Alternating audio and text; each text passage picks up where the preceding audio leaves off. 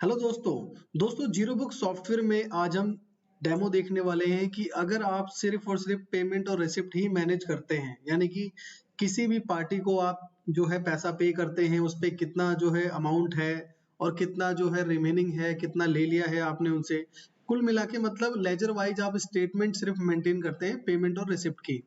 Payment मतलब वो जो आपने उनको पे किया है और रिसिप्ट मतलब वो जो उनसे आपको मिला है। तो ये जो है आपको जीरो बुक सॉफ्टवेयर में कैसे मैनेज करना है, ये फुल्ली प्रैक्टिकल डेमो हम देखेंगे। तो दोस्तों बने रहे मेरे इस वीडियो में, और अगर आप नए हैं तो जरूर चैनल को सब्सक्राइब करें, क्योंकि इस तरह की और भी इंफॉर्मेटिव वीडियोस आपको आने वाले टाइम पे मिलती रहेगी। और अगर आपकी कोई डिमांडिंग वीडियो है किसी बिजनेस या किसी डेमो के ऊपर, तो आप हमें जो है कमेंट के थ्रू बता सकते हैं।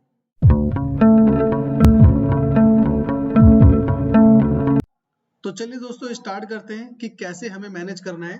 तो मैं आपको जो है डिटेल में ये बता दूं पहले कि हमने कोई भी किसी भी तरह की एंट्री नहीं की हुई है, किसी भी तरह का कोई अमाउंट यहाँ पे ऐड ऑन नहीं किया, किसी भी तरह की कोई पार्टी नहीं बनाई है। पूरा का पूरा सॉफ्टवेयर भी हमारा नील है, कोई भी हिसाब किताब इसके अंदर नहीं है। जैसे कि आपको सब कुछ यहाँ पे जीरो जीरो दिखाई दे रहा है, और यहाँ पे जैसे कि पेटीएम अकाउंट है, और अगर मैं इसको रिफ्रेश भी करके दिखा दूं तो किसी भी तरीके का कोई भी यहाँ पे अभी कुछ भी बना नहीं है, सब कुछ हमारा हिसाब किताब जीरो है। अब सबसे पहले अगर आपको खाता बनाना है तो आप कैसे बनाएंगे, इसके लिए आपको यहाँ पे एक ऑप्शन दिखाई दे रहा है कस्टमर का। कस्टमर लिस्ट में जाके आप न्यू कस्टमर को ऐड कर सकते हैं। अब जैसे मैंने न्यू कस्टमर ऐड किया और मान लो यहाँ पे कस्टमर का नाम है राम लाल, और रामलाल है और नाम भी इसका रामलाल, और उसके बाद बाय डिफॉल्ट अकाउंट ग्रुप इसका यही रहेगा। आप टैब के बटन से आगे जा सकते हैं, जैसे मैं जो है टैब का बटन प्रेस कर रहा हूँ, और अब यहाँ पे आप जो है ओपनिंग बैलेंस डाल सकते हैं। सपोज कि मुझे जो है इनसे 80,000 रुपए लेने हैं, तो मैंने यहाँ पे 80,000 रुपए मेंशन किया। तो यहाँ पे ये भी मेंशन किया जो आप देख पा रहे हैं यहाँ पे डीआर। अगर मान लीजिए ये पेमेंट मुझे अगर इनसे लेना है तो डीआर ही मैं रखूंगा। अगर केस ये होता कि मुझे ये 80,000 रुपए इनको देना है तो मैं यहाँ पे ये सीआर रखता, लेकिन मुझे ये इनसे लेना है तो मैंने डीआर रखा। और भी जो इन्फॉर्मेशन है जैसे कि यहाँ पे Aadhaar card, PAN card, alternative number, email ID, तो इन सारी चीजों को भी आप डाल सकते हैं। और मोबाइल नंबर में जो भी इनका मोबाइल नंबर है, जैसे मैंने एक मोबाइल नंबर यहाँ पे मेंशन कर दिया। अब ये मोबाइल नंबर क्या काम करेगा कि जैसे ही आपको रिसिप्ट आएगी इनसे किसी भी तरह के कोई भी जो आप पेमेंट ले यहाँ पे इनसे लेंगे, तो इनके पास एक रिसिप्ट का जो है मैसेज पहुंच जाएगा। तो इसीलिए आप नंबर डाल सकते हैं। तो मैंने यहाँ पे एक नंबर डाल दिया और मैं इसे सेव कर देता हूँ। अब ऐसे ही मैं एक पार्टी और भी ऐड कर लेता हूँ। तो यहाँ पे मैंने सपोज कर लिया यहाँ पे राम सिंह। अब जो राम सिंह है इसके ऊपर मेरा कोई भी हिसाब किताब नहीं है, और इसका भी नंबर हम यहाँ पे जो है मेंशन कर देते हैं। सपोज मैं ऐसे ही नंबर डाल देता हूँ और उसके बाद इसको भी मैं सेव कर देता हूँ। इसका कोई हिसाब किताब नहीं है। अब दो लेजर मैंने यहाँ पे बनाए। अब मैं देखिए इसको रिफ्रेश करता हूँ, और रिफ्रेश करने के बाद यहाँ पे अभी आपको ये चीज दिखाई दे रही है कि मेरे को कितने 80,000 रुपए बाहर से मुझे लेने हैं, जो मतलब 80,000 रुपए मेरा बाहर पेंडिंग है किसी भी एक इंडिविजुअल पर्सन के ऊपर या सभी लोगों के ऊपर। तो इसको देखने के लिए आपको यहाँ पे डिटेल पे क्लिक करना होगा। जैसे ये डिटेल जो देख रहे हैं आप, डिटेल पे क्लिक करोगे तो आपको पता लग जाएगा कि ये जो 80,000 रुपए है ये कहाँ से लेने, मुझे ये रामलाल से लेने। ठीक है। और इसी तरीके से जो है आप यहाँ पे इसका प्रिंट भी निकाल सकते हैं। टॉप साइड में आपको एक ऑप्शन भी दिखाई देता है।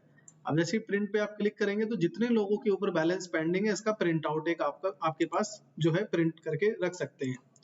तो ये जो है 80,000 का एक बैलेंस है। और अब मान लीजिए कि मैंने जो पहले लेजर एक बनाया है, जो दूसरी बार में जो मैंने लेजर बनाया है राम सिंह के नाम से, अब उसको मैंने कोई उधार दिया, उसने जो है मेरे से पैसे उधार लिए हैं। तो मैं उसको क्या करूंगा, एक पेमेंट की एंट्री करूंगा। तो पेमेंट की एंट्री करने के लिए मुझे किस में आना पड़ेगा, ट्रांजेक्शन में। और ट्रांजेक्शन में आने के बाद देखिए यहाँ पे आपको दिखाई दे रहा है कि पेमेंट, और इसका शॉर्टकट कमांड भी है कि आप कीबोर्ड से F5 करेंगे तो डायरेक्टली उस एंट्री पे पहुंच जाएंगे। तो देखिए जैसे ही इस पे क्लिक किया तो यहाँ पे मैं डाल सकता हूँ कि मान लीजिए मैंने राम सिंह, तो राम सिंह मैंने यहाँ पे डाल दिया। और राम सिंह को मैंने जो है यहाँ पे दे दिए, सपोज उनको 50,000 रुपए मैंने उधार दे दिए। 50,000 रुपए उधार दिए, बाय कैश दिए हैं। और अगर कुछ लेना है यहाँ पे लिखना है तो आप लिख सकते हैं, मान लीजिए Ram Singh cash receive from cash counter. जो भी आप यहाँ पे लिखना चाहते हैं, मैंने एक एग्जाम्पल के लिए आपको यहाँ पे लिख के दिखा दिया। और अगर कोई ये बैंक अलग बैंक होता तो यहाँ पे चेक नंबर वगैरह डाल सकते थे आप। उसके बाद आप इसको सेव कर देंगे और इसे कर देंगे आप यस। और देखिए मैं दोबारा से रिफ्रेश करता हूँ तो ये मुझे दिखा रहा है अब मेरे को बाहर से जो है लगभग 1,30,000 रुपए लेने हैं। क्यों लेने?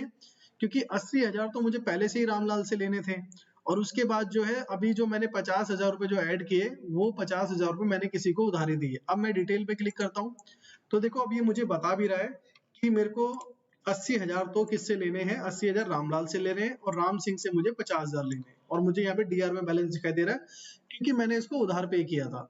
तो ये बैलेंस आपको इस तरीके से शो हो रहा है। अब मान लीजिए कि मेरे को राम सिंह जिसके ऊपर मान लीजिए 80,000 रुपए है पेंडिंग। अब देख लेते हैं किसके ऊपर पेंडिंग है 80,000 रुपए, रामलाल के ऊपर 80,000 रुपए पेंडिंग है। अब इसने हमें जो है 20,000 रुपए की रिसीविंग दे दी है। तो सिंपली मैं ट्रांजेक्शन में जाके यहाँ रिसिप्ट पे एंटर कर सकता हूँ या फिर आप अपने कीबोर्ड से F6 का बटन भी प्रेस कर सकते हैं। तो जैसे ही हम F6 करेंगे तो यहाँ पे एक ऑप्शन खुल जाएगा जिसमें आप डेट डाल सकते हैं और फिर वाउचर नंबर यहाँ पे ऑटोमेटिक जनरेट होगा और यहाँ पे हमने किसे रामलाल पे जैसे ही मैंने लेजर पे एंटर किया तो ऑटोमेटिक आपको यहाँ पे ध्यान भी जो है आपको रहेगा कि इनसे मुझे 80,000 रुपए लेने हैं। यहाँ पे जैसे कि आप देख पा रहे हैं मैंने क्या किया यहाँ पे 80,000 तो इनका टोटल बैलेंस है लेकिन इसने मुझे अभी 20,000 रुपए की रिसीविंग दी है। यहाँ पे मैंने 20,000 रुपए डाल दिए और मैंने यहाँ पे ये भी लिख दिया जो भी कैश रिसीव और उसके बाद मैंने इसको सेव कर दिया और सेव करने के बाद मैं इसको रिफ्रेश करूंगा तो मुझे यहाँ पे दिखता रहेगा कि मेरे को बाहर अब जो है और कितनी पेमेंटें लेनी है। तो देखिए टोटल जो रिसीविंग अभी भी मुझे बाहर से जो करना है वो 1,10,000 का करना है। ये आपको हर समय जो है डैशबोर्ड पे दिखाता रहेगा कि क्या बैलेंस आपका चल रहा है। अब देखिए मैं इस पे जाता हूँ डिटेल में तो यहाँ पे आपको पता लग जाएगा कि अब इसके देखिए कितने रह गए 60,000 रुपए और इसके कितने रह गए 50,000 रुपए। और अगर मुझे प्रिंट करना है मान लो किसी लड़के को मैं भेज रहा हूँ तो मैं एक साथ प्रिंट कर सकता हूँ कि ये राम सिंह है इससे आपको 50,000 लेके आने हैं, ये रामलाल है इससे आपको 60,000 रुपए लेके आने हैं। अब यहाँ पे कोई ये कहती है कि नहीं मेरा तो बैलेंस 60,000 हो ही नहीं सकता, मैंने तो आपको उस दिन 30,000 दिए थे 25,000 दिए थे। तो उसके लिए क्या करना है साइड में आप देख पा रहे होंगे यहाँ पे लेजर बुक। जैसे ही लेजर बुक पे आप क्लिक करोगे और उसका नाम यहाँ पे आप मेंशन करिए और यहाँ पे डेट मेंशन करिए कि किस डेट से लेकर किस डेट तक आप उसका जो है स्टेटमेंट निकालना चाहते हैं। तो शो पे मैंने एंटर किया। अब शो पे एंटर करने के बाद देखिए डिटेल में यहाँ पे इनकी जो है स्टेटमेंट है। अब यहाँ पे ऊपर की साइड में जो प्रिंट का ऑप्शन आपको मैंने दिखाया था इस पे आप क्लिक करेंगे। ये देखिए यहाँ पे पूरी डिटेल में हमें जो है इंफॉर्मेशन यहाँ पे मिल रही है कि इनका जो बैलेंस था 80,000 रुपए का ओपनिंग बैलेंस था जिसमें कि हमें जो रिसीव हुआ वो 20,000 रुपए ही रिसीव हुआ है। तो अगर 80,000 में से 20,000 जाएंगे तो टोटल बैलेंस जो रह जाएगा वो 60,000 का रह जाएगा। तो यहाँ पे यही हमारे पास 60,000 है। अब यही स्टेटमेंट आप चाहो तो इनको पीडीएफ निकाल के इनके व्हाट्सएप वगैरह पे भेज सकते हो या फिर इनको मैसेज वगैरह भी भेज सकते हो। कैसे? आपको जो है यहाँ डिटेल पे ही क्लिक करना है और जिसको आपको आउटस्टैंडिंग यानी कि जिनका जो बैलेंस पेंडिंग है भेजना है तो आप चाहो तो एक साथ जैसे क्लिक करोगे तो सभी लोगों के ऊपर ये क्लिक हो जाएगा। और यहाँ साइड में आप देखिए आपको एक यहाँ पे शो भी हो रहा है सेंड रिमाइंडर। अब जैसे इस पे क्लिक करेंगे और क्लिक करने के बाद ओके करने के बाद जो भी एसएमएस जो सेट होगा वो बाय डिफॉल्ट इनके नंबर पे पहुंच जाएगा। इसका जो है एसएमएस पहले कॉन्फ़िगर करना पड़ता है। इसके लिए हमें सेटअप में आके टूल्स में आके ऑप्शन मिलेगा एसएमएस का। तो ये हमें पहले क्या है कॉन्फ़िगर करना पड़ेगा। तो ये कॉन्फ़िगर होने के बाद देखिए ये सेटिंग में है, सेटअप में आके सेटिंग और सेटिंग में आने के बाद एसएमएस सेटिंग। यहाँ पे हमें क्या है इसको कॉन्फ़िगर करना पड़ता है। ठीक है एसएमएस सेटिंग और यहाँ पे कॉन्फ़िगरेशन एपीआई डालनी पड़ती है। तो आपके जो भी एसएमएस है जो भी आपको रिसीविंग होगा उसका एसएमएस पहुंच जाएगा। तो इस तरीके से जो है किस पे कितना बैलेंस है और कब कब आपको बैलेंस रिसीव हुआ है वो सारी एंट्री आप कर सकते हो। मान लीजिए अभी जिसको मैंने जिसके ऊपर 60,000 पेंडिंग था अब उसका मान लो 7,000 रुपए और भी आ गया हमारे पास। तो हमने यहाँ पे उसका नाम डाला रामलाल, उसका नाम था रामलाल। वो 60,000 रुपए इसका बैलेंस आ रहा है और इसने 7,000 रुपए हमें और दे दिए। और जो भी आप इसमें लिखना चाहो तो लिख सकते हो, ये ऑप्शनल है और मैंने सेव कर दिया और इसको रिफ्रेश करता हूँ। तो अब ये देखिए ये हमेशा आपको डैशबोर्ड पे दिखाता रहेगा। अभी भी 1,03,000 रुपए मेरा मार्केट में पेंडिंग है। डिटेल पे क्लिक करके यहाँ पे देखिए किसका इसका 53,000 रुपए बचा है। और अगर मुझे इसकी डिटेल जो है स्टेटमेंट निकालनी है तो लेजर बुक पे आके जो साइड में लेजर बुक दे रखा है यहाँ पे और उसके बाद मैं नाम सर्च करूंगा इसका रामलाल और यहाँ पे मैं शो पे क्लिक करते ही तो देखिए इसकी सारी स्टेटमेंट तैयार होगी। प्रिंट पे क्लिक करके मैं इसकी स्टेटमेंट भी भेज सकता हूँ कि पहले इसका 80,000 का बैलेंस था। मैं फिर से दिखा देता हूँ 80,000 का बैलेंस था। इसने फिर हमें 20,000 रुपए पे करे, बचे 60,000। फिर इसने हमें जो है 7,000 रुपए किए, अब 53,000 रुपए बचे। टोटल बैलेंस इसका 53,000 रुपए का। बहुत इजी सॉफ्टवेयर है। अगर आप माउस से यूज करना चाहें माउस से यूज कर सकते हैं। अगर आप जो कीबोर्ड की कीज है तो कीबोर्ड की की से भी यूज कर सकते हैं। बहुत सिंप्लीफाई सॉफ्टवेयर है। जैसे कि आपने देखा कि मैं सिंपली जो है इसको जो भी मेरे को पेमेंट लेना है या देना है मैं एंट्री कर रहा हूँ। और सबसे बड़ी जो चीज है, ये डेटा बिल्कुल सिक्योर रहता है आपका, क्योंकि जो सॉफ्टवेयर का जो एक फोल्डर है उसमें जाके सेव होता है। और जो भी ये डेटा है, जो भी इसका बैकअप बनता है, आप अपने गूगल ड्राइव से इसको अटैच कर सकते हैं। इन केस कभी आपकी हार्ड डिस्क खराब होती है या विंडोज करप्ट होता है तो आपके गूगल ड्राइव पे डेटा मिल जाता है। और सॉफ्टवेयर अगर आपने बाय कर रखा है हमसे तो हम दोबारा से सॉफ्टवेयर को रीइंस्टॉल कर देते हैं और उसका कोई भी चार्ज जो है आपको पे नहीं करना होता।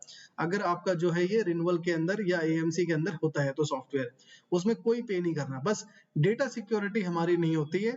डेटा अगर आपका विंडोज से डिलीट हो गया या आपने जाके मैन्युअली डिलीट कर दिया तो उसकी सिक्योरिटी आपको रखनी होती है। तो हम स्टार्टिंग में जब सॉफ्टवेयर इंस्टॉल करते हैं तो आपके गूगल ड्राइव से अटैच कर देते हैं, ताकि अगर कोई विंडो करप्ट हो जाती है या गलती से आपसे फोल्डर डिलीट हो जाता है तो उसमें कोई दिक्कत की कोई भी बात नहीं होती। हम दोबारा से गूगल ड्राइव से उसको रिट्रीव करके डाल देते हैं।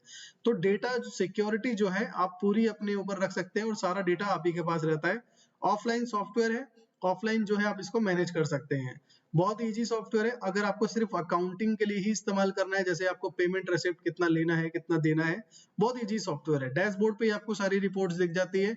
डैशबोर्ड पे ही आपको पता लग जाता है किस किस से मुझे कितनी पेमेंटें लेनी है। आई होप दोस्तों कि आपको समझ में आया होगा कि अगर आपको सिर्फ क्रेडिट और डेबिट बैलेंस मैनेज करना है जीरो बुक सॉफ्टवेयर में तो आप कितनी इजी तरीके से कर सकते हैं। अगर फिर भी कोई क्वेश्चन है आपका तो आप मुझे कमेंट करके बता सकते हैं कि हमें ये भी चीजें समझनी है कि ये कैसे निकालते हैं, या कोई आपका कोई नया टॉपिक हो या कोई नया बिजनेस हो कि आपके किसी नए बिजनेस में कोई और तरीके से वर्क होता है तो आप मुझे कमेंट के थ्रू बता सकते हैं।